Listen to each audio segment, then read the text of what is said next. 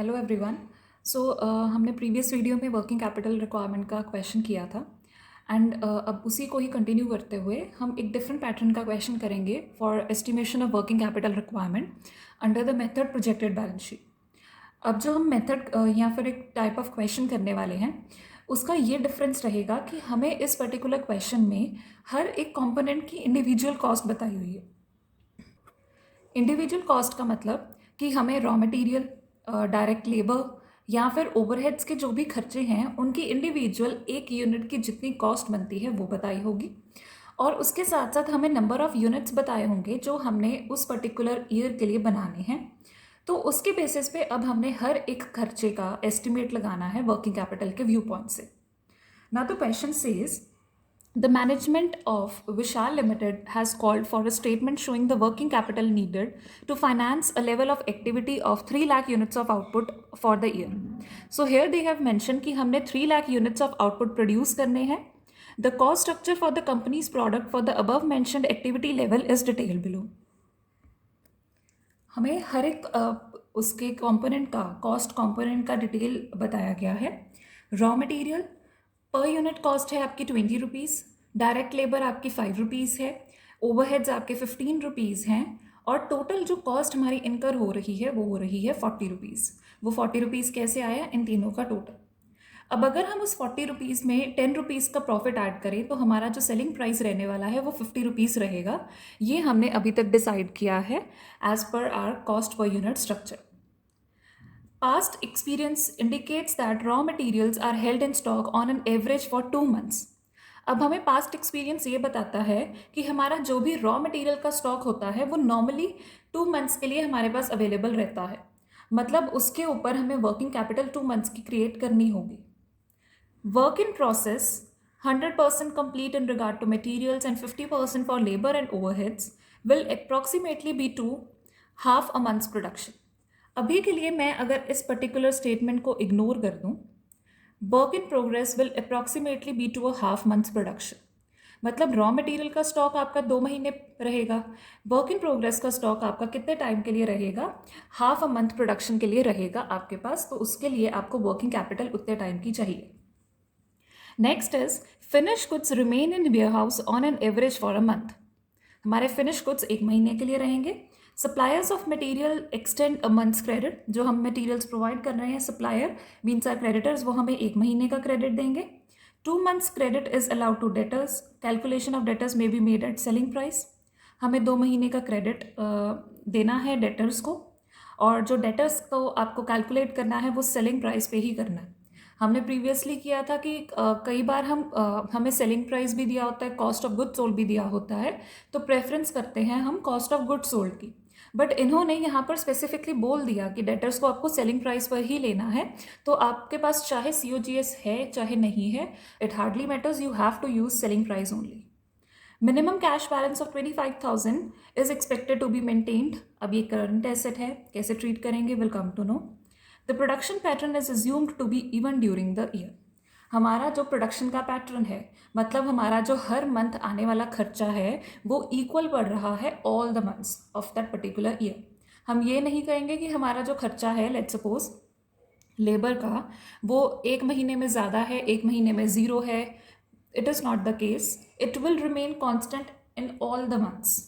अब ये स्टेटमेंट होनी बहुत ज़रूरी है, तभी हम अपना क्वेश्चन सॉल्व कर सकते हैं। बिकॉज अगर हमारा अप एंड डाउन जाता है कोई भी खर्चा, किसी मंथ में ज़्यादा किसी मंथ में कम, तो हम कभी भी वर्किंग कैपिटल एस्टिमेट ही नहीं कर सकते। तो इसी वजह से उन्होंने इस पार्ट को क्लियर किया है। Prepare the statement of working capital requirement. अब इसके बेसिस पे आपको वर्किंग कैपिटल की स्टेटमेंट ड्रॉ करनी है और अपना नेक्स्ट ईयर के लिए एस्टिमेट करना है कि how much you should employ your capital in the form of working capital. So the question normal pattern से जैसे हम अभी तक करते आए हैं वैसे ही रहेगा। आपको क्या है, आपको एक statement of working capital draw करनी है और उसमें करंट एसेट्स आएंगे, करंट लाइबिलिटीज आएंगी। So in the similar pattern you have to solve. Now if we talk about this question, इसमें 2 चीज़ों का आपका डिफरेंस है। एक तो आपका है यूनिट्स जो प्रीवियसली क्वेश्चंस में नहीं थे, और एक आपको पर यूनिट कॉस्ट दे दी है। अब ये दोनों चीज़ें आपके काफ़ी इम्पैक्ट डालेंगे कि आपने क्वेश्चन को डिफरेंट वे से कैसे सॉल्व करना है। अब इसमें एक और ट्विस्ट है, वो ट्विस्ट है आपका वर्क इन प्रोग्रेस को लेके। वो जब हम अभी स्टॉक का पॉइंट सॉल्व करेंगे वर्क इन प्रोग्रेस का, then you will come to know कि उसको आपको कैसे सॉल्व करना है. So let's start with the statement of working capital.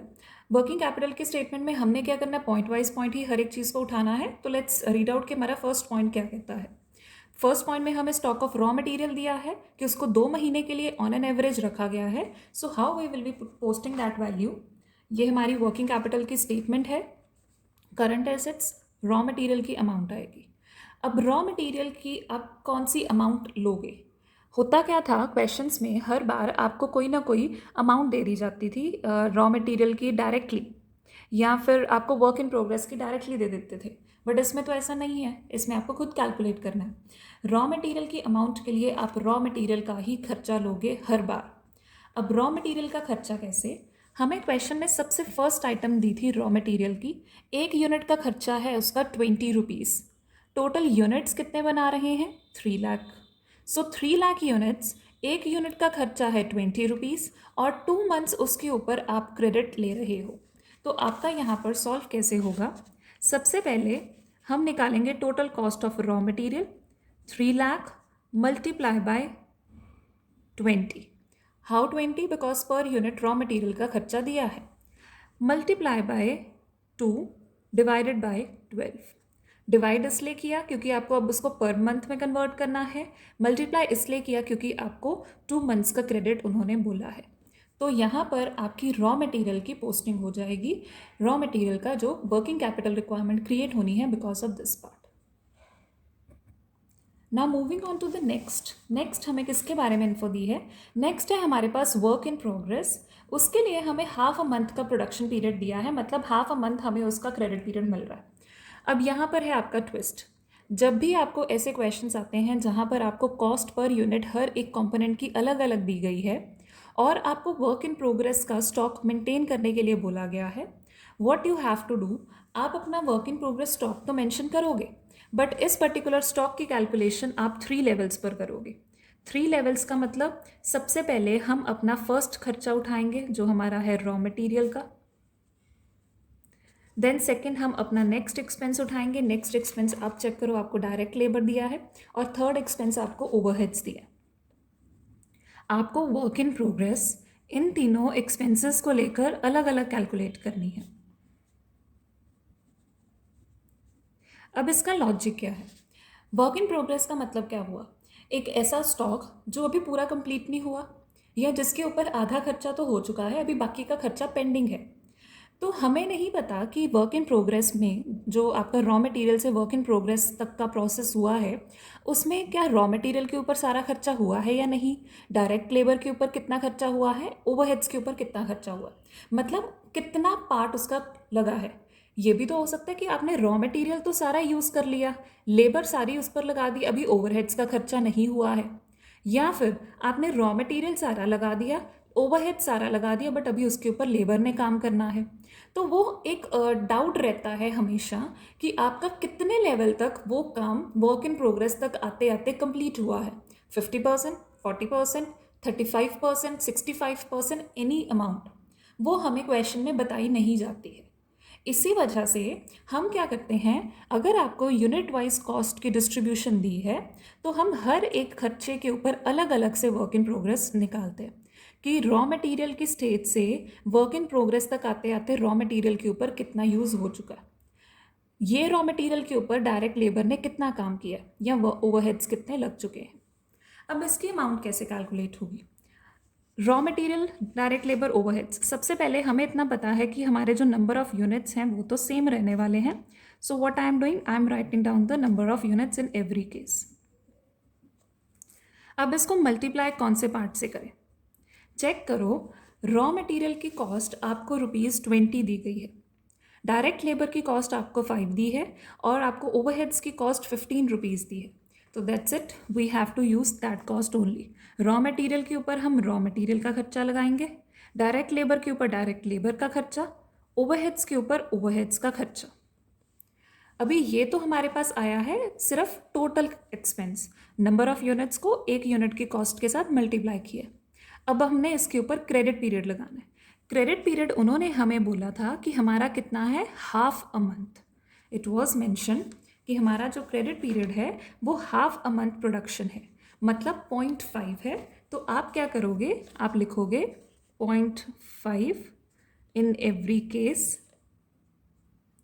Divided by 12 in every case. अब ये तो हो गया आपका एक पार्ट।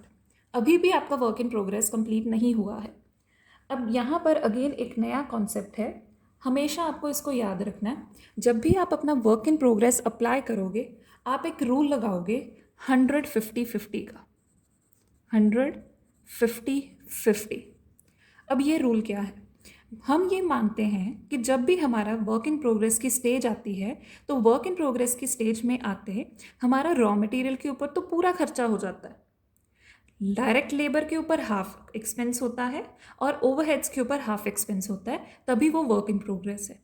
जैसे ही डायरेक्ट लेबर के ऊपर बचा हुआ हाफ और ओवरहेड्स के ऊपर बचा हुआ हाफ एक्सपेंस हो जाएगा, तो वो वर्क इन प्रोग्रेस की स्टेज से मूव करके फिनिश गुड्स की स्टेज तक आ जाएंगे। ये एक रूल माना जाता है, आपको चाहे क्वेश्चन में दिया है चाहे नहीं बताया है, आपको ये अप्लाई करना है। बट बी वेरी केयरफुल, कई बार ये परसेंटेज आपको उन्होंने बता दी होती है, फिर आप उसी अमाउंट से चार्ज करोगे। अगर उन्होंने क्वेश्चन में नहीं बताया है, फिर आपको ये रूल हर बार लेना है। अब क्वेश्चन में चेक करते हैं कि हमें उन्होंने क्या इन्फो दी है। So it was mention work in progress 100% regard and complete in regard to materials and 50% for labour and overheads. वही रूल हमने जो अभी देखा है, 100% with regard to raw material, 50% with labour and overheads. कई बार ये आपको 100-60-60 बोल देते हैं, तो आपको वो 100-60-60 लेना है। इसमें नहीं बता, इसमें हमें ये परसेंटेज बताई है, तो हम ये कैसे चार्ज करेंगे, we will write it here as 100% multiply by 50% multiply by 50%। This you have to apply. ये सबसे ट्रिकी पॉइंट होता है जो कई बार स्टूडेंट्स गलत कर देते हैं, but you have to be careful here. So let's move on to the next part. अब नेक्स्ट पार्ट उन्होंने हमें बोला है finish goods will remain in warehouse on an average for a month. एक महीने के लिए फिनिश गुड्स हमारे वेयर हाउस में रहने वाले हैं। तो अब हमारे लिए नेक्स्ट क्या है, हमने फिनिश गुड्स का स्टॉक बनाना है। अब फिनिश गुड्स के स्टॉक के लिए अगेन आपको तीनों कैटेगरीज को अलग अलग लिखना है, बिकॉज क्वेश्चन में हमें अलग अलग बाइफिकेशन दी है। अब हमारे नंबर ऑफ यूनिट्स तो सेम रहेंगे पूरे के पूरे क्वेश्चन के लिए, तो मल्टीप्लाई करते हैं सबसे पहले रॉ मटेरियल की कॉस्ट के साथ, डायरेक्ट लेबर में डायरेक्ट लेबर की कॉस्ट ही लेंगे, और ओवरहेड्स में हम ओवरहेड्स की ही पर यूनिट कॉस्ट लेंगे। अब इसमें हमारा जो क्रेडिट पीरियड उन्होंने दिया है वो दिया है 1 मंथ का, सो 1/12, 1/12 एंड 1/12। यहाँ पर आपका सॉल्व हो जाएगा फिनिश गुड्स का स्टॉक। अब नेक्स्ट पार्ट पे जाते हैं। नेक्स्ट उन्होंने हमें इन्फॉर्मेशन दी है suppliers of materials extend a months credit. अब हमारे जो डेटर्स हैं वो हमें एक महीने का क्रेडिट दे रहे हैं, और उन्होंने हमें बोला था कि ये हमारे जो क्रेडिटर्स हैं ये हमें एक महीने का क्रेडिट दे रहे हैं। तो ये हमारा आएगा करंट लाइबिलिटी का पार्ट। और हमारा जो नेक्स्ट है 2 months credit is allowed to debtors, और डेटर्स हमने किस पे कैलकुलेट करने हैं, सेलिंग प्राइस पे। तो ये दोनों पार्ट हम सॉल्व कर लेते हैं। आप यहाँ पर वीडियो पॉज करो, post your items at your own and then check your answer with me. So जो हमारी करंट लाइबिलिटीज़ के अंडर क्रेडिटर्स आएंगे उनकी वैल्यू आएगी 3 लाख यूनिट्स पे 20 रुपीज़ मल्टीप्लाई बाय 1/12। अब मैंने 20 रुपीज़ क्यों लिया, उन्होंने हमें बोला है कि जो हमारे मटेरियल के क्रेडिटर्स हैं, दैट मीन्स हमें खर्चा भी कौन सा लेना है, मटेरियल का पर यूनिट। मटेरियल का पर यूनिट 20 रुपीज़ है, इसी वजह से 3 लाख यूनिट्स को 20 रुपीज़ से मल्टीप्लाई किया और 1 मंथ का क्रेडिट हमने चार्ज कर दिया। अब ये था आपका क्रेडिटर्स का पार्ट। हमें क्वेश्चन में उन्होंने डेटर्स की भी पार्ट वैल्यू क्रिएट करने के लिए बोला था। अब डेटर्स के ऊपर उन्होंने हमें 2 महीने का क्रेडिट दिया है, एंड मोर ओवर उन्होंने बोला है कि जो डेटर्स की कैलकुलेशन है वो सेलिंग प्राइस पे होगी। सो 3 lakh multiply by per unit selling price. अब ये कहाँ से आया, क्वेश्चन में 50 रुपीज़ सेलिंग प्राइस उन्होंने हमें दिया था, तो 3 lakh multiply by 50 into 2/12, 2 months उनका क्रेडिट पीरियड है। अब यहाँ तक ये पार्ट सॉल्व हो गया। अब नेक्स्ट उन्होंने हमें कैश बैलेंस क्रिएट करने के लिए बोला है 25,000 रुपीज़ का। अब कैश बैलेंस क्या होता है, वो चाहते हैं कि हमारे पास डेटर्स स्टॉक के अलावा कैश में भी कुछ पैसा रहे वर्किंग कैपिटल में, तो वो भी हमारे लिए करंट एसेट्स का ही पार्ट हो जाएगा, उसको भी हम करंट एसेट्स में शो करेंगे। सिर्फ ये पार्ट रहेगा कि ये डायरेक्टली आपको शो करना है, बिकॉज इसकी कोई कैलकुलेशन नहीं होती। तो I am not having space over here, so I am continuing on the next sheet. So what we will write under our current assets, हम रखेंगे cash in hand. आप डायरेक्टली आउटर कॉलम में ही इसकी amount post करोगे because इसकी कोई calculation नहीं है. That's it. अब आपको क्या करना है, जो भी आपने कैलकुलेशंस अभी तक लिखी हैं आप उनको सॉल्व करो. उनकी जो भी वैल्यू होगी उसको आउटर कॉलम में आपको पोस्ट करना है. और फिर हम निकालेंगे total of current assets, total of current liabilities, उनका डिफरेंस होगा. That will be our working capital. So again pause your video over here and then check your answer with me. So here I have calculated the total of current assets, वो आपका आया है 49 lakhs. Total of current liabilities एक ही item थी तो amount I है 5 lakh rupees. Difference करेंगे A minus B का, that is your 44 lakhs, your working capital required. और एट द एंड आपको उस आंसर को कंक्लूड करना है that the amount of working capital required is rupees 44 lakhs. So this is a question of 15 marks या long question, जो भी आपके करिकुलम के अकॉर्डिंग सूट करता है. Try to solve this question, and if you could be able to solve some more questions like this, then it would be very much helpful to you. Thank you so much.